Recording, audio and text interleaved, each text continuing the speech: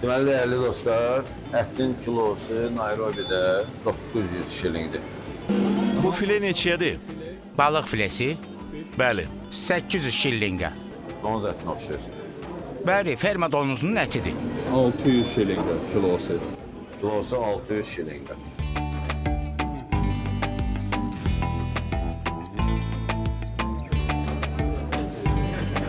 Hey, nə çəkirsən orada, hə? Kameranı yığışdır.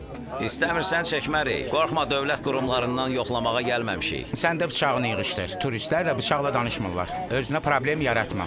Yaxşı, çəkmirik, sağ ol. Broiler toyuqları. Broiler toyaları.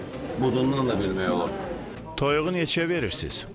Broiler toyuğudur. Kilosu 600 şillinqə. Bu, deməli, kənd toyuğudur. Bu qiyməti neçədir? 350 kilosu. 350 şilinq. Onda belə çıxır ki, burada kənd toyuğu broiler toyuğundan 2 dəfə az qala ucuzdur.